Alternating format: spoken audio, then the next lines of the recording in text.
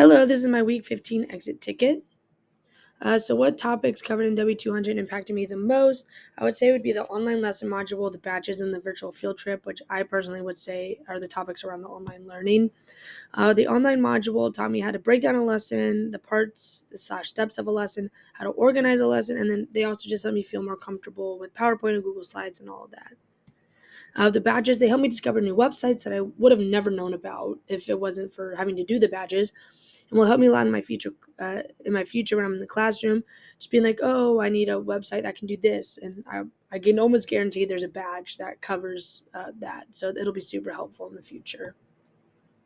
And then the virtual field trips, they just help me gain confidence when it comes to teaching, help me learn ways to connect to the students and just have a good time learning.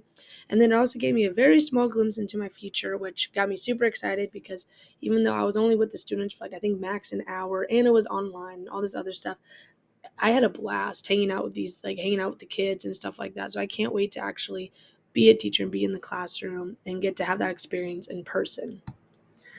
Which assignments did you find the most thought-provoking and challenging, and why? I found the Scratch activity we did challenging, and like the programming the robots, because I had never heard of Scratch before this year, and I've never really been into programming or coding or any of that stuff. So it was all very new to me and hard to like understand and wrap my brain around. But I'm super glad that I did learn about it because it'll be very helpful in the future. How has your pedagogy evolved during this course? Um, it's mostly stayed the same. The two things that have really basically been added to my pedagogy is I want to be good about offering different ways for students to show their learning rather than just being like, you have to do a book report, or you have to do this, or you have to do that. Giving them options to choose so that way they can pick what most interests them. And so they'll have the best outcome of showing their learning. And then I also want to include computer science and programming into the curriculum because I'm 19 and I'm just now learning about this stuff. So like if we started them at a young age, I can't even imagine where they would be by the time they're 19. It would be crazy, I think. What did you think good teaching looked like at the beginning of the course, and what do you think it looks like now? At the beginning, I just was like, I didn't really know much. I just knew like a teacher should be there for the students and help them through the material. Now I believe the same thing. I still think a teacher should do that, but they should also adapt to students' different needs by giving them different options. And then kind of going along with that, like understand that no two students are the same.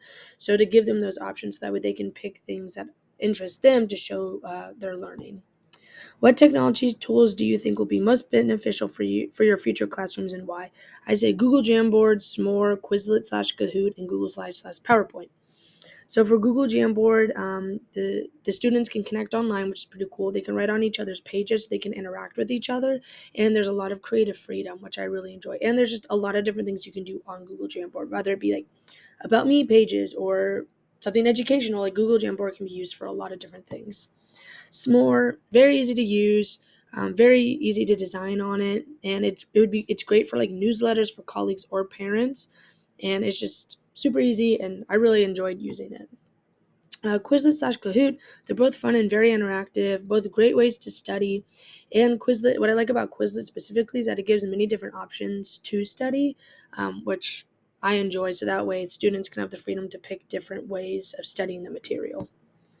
And then lastly is Google Slides and then PowerPoint. Both are very easy to use. They're super easy to share your work.